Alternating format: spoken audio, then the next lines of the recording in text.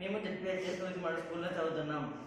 ఇక్కడ వచ్చేసి మేము వికసిత భారత్ విల్ ప్లాన్ అనే ప్రోగ్రాంలో పార్టిసిపేట్ చేసాం.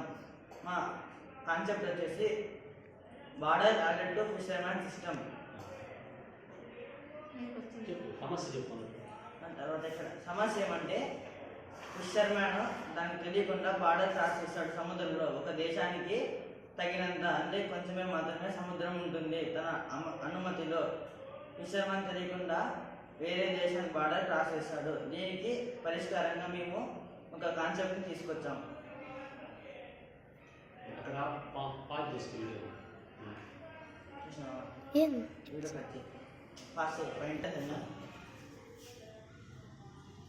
బోర్డ్ క్రాసింగ్ సిస్టమ్ ఇక్కడ ఏంటి అంటే పర్టికులర్ రేంజ్ సముద్రంలో కూడా ఒక్కొక్క కంట్రీకి ఒక్కొక్క రేంజ్ అనేది ఒక్కొక్క బార్డర్స్ అనేవి ఉంటాయి. అవి క్రాస్ అయ్యి వెళ్ళినప్పుడు వేరే కంట్రీస్లోకి వెళ్ళినప్పుడు ఆటోమేటిక్గా వాళ్ళు అరెస్ట్ చేసే ఛాన్స్ ఉంటుంది. సో అలాంటివి అవాయిడ్ చేసుకోవడానికి ఈ సిస్టమ్ ఇదేంటి అంటే ప్రతి ఒక్క బోర్డ్కి ఈ మాడ్యూల్ ఉంటుంది. ఓకే, ఇది వచ్చేసి రిసీవర్ మోడల్ అంటే మానిటరింగ్ స్టేషన్. నార్మల్గా ఏంటి అంటే కంటిన్యూస్గా ఇక్కడ నుండి బోర్డ్ అనేది కమ్యూనికేట్ అవుతూ ఉంటుంది. ఎప్పుడైతే ఈ పర్టికులర్ రేంజ్ క్రాస్ అయిపోయి ఉంటుందో, ఈ కంట్రీ రేంజ్ క్రాస్ అయిపోతుందో ఆటోమేటిక్గా ఏమి అంటే సిగ్నల్ అనేది స్టాప్ అవుతుంది. ఇక్కడ నుండి ఇలా సిగ్నల్ అనేది స్టాప్ అవుతుంది. సిగ్నల్ స్టాప్ అవ్వగానే ఇక్కడ మనకి ఇక్కడ alert board number 1 2 3 cross the range అనేసి ఇక్కడ అలర్ట్ వస్తుంది.